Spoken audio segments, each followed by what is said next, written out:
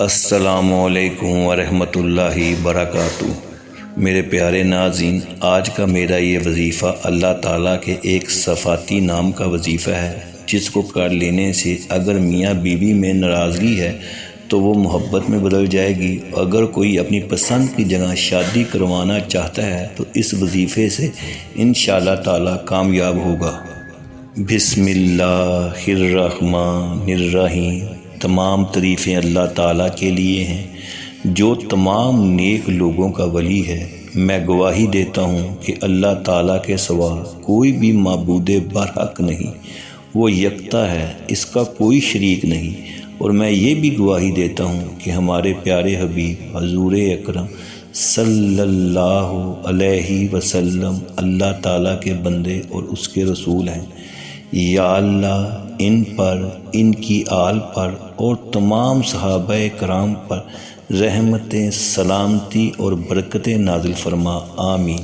میری پیاری بہنوں اور بھائیوں، اکثر جب بھی ہم کوئی وظیفہ شروع کرنے لگتے ہیں تو اکثر شیطان ہمارے ذہن میں یہ خیال ڈالتا ہے کہ ہم کون سے نیک یا پارسا ہیں جو یہ عمل کریں گے تو کامیاب ہو جائیں گے، اور بعض اوقات ہمیں اپنی کوتاہیاں بھی اس وقت یاد آنا شروع ہو جاتی ہیں اور ہم اس نیک عمل سے پیچھے ہٹنا شروع ہو جاتے ہیں۔ حالانکہ تسبیح اور مصلی ہمارے دو ایسے عمل ہیں کہ شیطان کو پتہ ہے کہ اگر یہ شخص پورے یقین کے ساتھ مصلی پر بیٹھ کر اللہ تعالیٰ سے کچھ بھی مانگے گا تو اسے ضرور مل جائے گا، اس لیے وہ ہمارے ذہن میں وسوسے ڈالتا رہتا ہے اور اسی وجہ سے ہم تسبیح اور مصلی سے دور ہو جاتے ہیں۔ اکثر ہم یہ سوچتے ہیں کہ نہ تو ہم نیک لوگوں کی طرح پختہ ہیں اور نہ ہی ہمارا عمل ان جیسا ہے، اس لیے ہم کامیاب نہیں ہو سکتے، اور اسی طرح ہم تسبیح اور مصلی سے دور ہو جاتے ہیں۔ میری پیاری بہنوں اور بھائیوں، ہر انسان کا حساب اس دور کے مطابق ہوگا۔ ذرا سوچیں، اگر ہمارے ایمان کی پرکھ صحابہ کرام رضی اللہ عنہ کے مطابق ہوگی تو یقین جانیے ہم تو کیا، اس دور کے بعد جو بھی ولی، غوث، قطب اتار آئے ہیں نہیں بخشے جائیں گے۔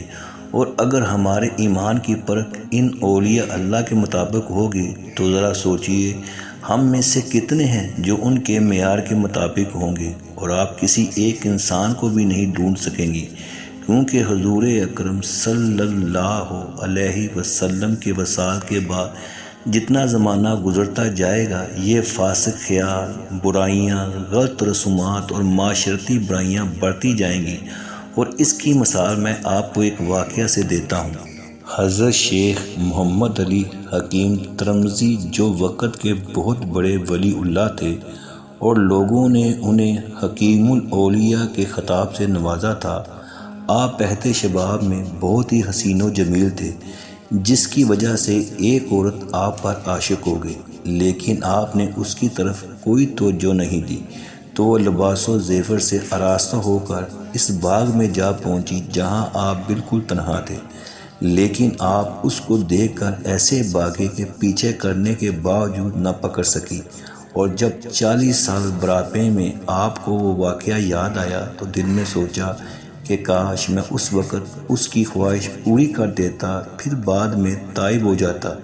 پھر ایسی فاسد خیال کی وجہ سے آپ مسلسل 3 یوم تک مصروف گریہ رہے، اور تیسری شب خواب میں حضور اکرم صلی اللہ علیہ وسلم نے فرمایا کہ تم رنجیدہ نہ ہو، کیونکہ اس میں تمہارا قصور نہیں، بلکہ میرے وصال کا زمانہ جس قدر دور ہوتا جائے گا اس قدر اس کا اثر پڑ رہا ہے۔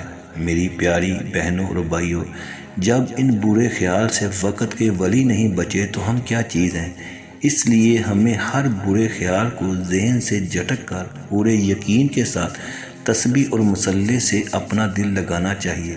میرا یہ وظیفہ بھی اللہ تعالیٰ سے تعلق جوڑنے کا عمل ہے، اور یہ اللہ تعالیٰ کے ایک صفاتی نام کا وظیفہ ہے، یا ودودو۔ اور اگر والدین اپنی اولاد کے لیے بھی کرنا چاہیں تو کر سکتے ہیں، اور بہتر یہی ہے جو رشتہ کرنا چاہتا ہے وہ خود کرے، کیونکہ وہ جو دعا مانگے گا دل سے مانگے گا۔ وظیفہ بڑا مشکل بھی نہیں ہے، بڑا آسان سا وظیفہ ہے۔ وظیفے کو پاک صاف ہو کر باوضو ہو کر کریں، لیکن دوسری جو اہم بات ہے وہ ہے یکسوئی۔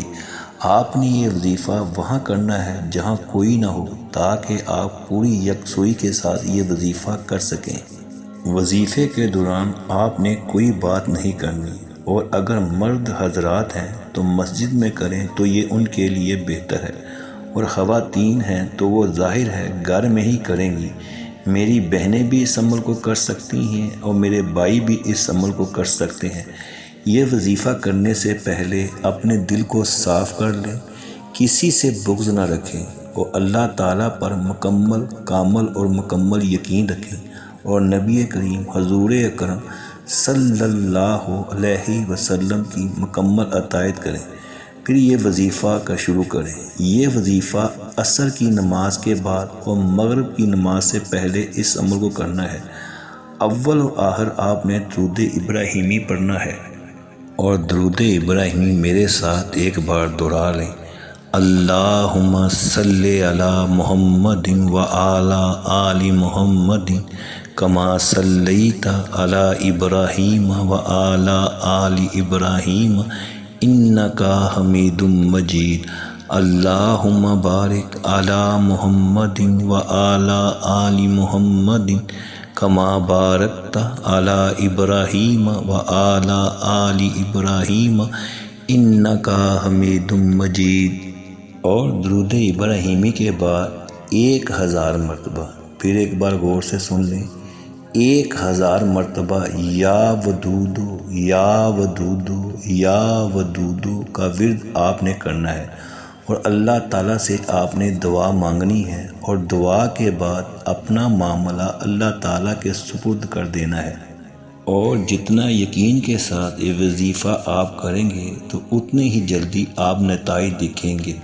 اور یہ وظیفہ میاں بیوی کی محبت کے لیے بھی بہت اہم ہے۔ اس وظیفے سے میاں بیوی میں محبت پیدا ہوتی ہے۔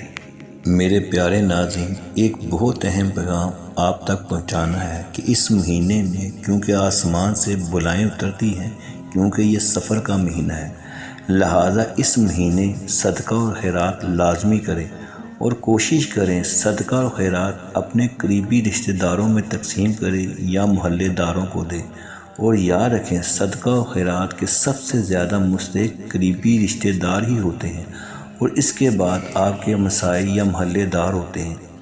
اس کے بعد ہی آپ یہ صدقہ خیرات کسی دوسری جگہ صرف کر سکتے ہیں، لیکن سب سے زیادہ درجہ صدقہ خیرات دینے کا رشتہ داروں کو ہی ہے۔ میری یہ دعا ہے کہ اللہ تعالی ہمیں یہ نیک کام کرنے کی توفیق عطا فرمائے، آمین۔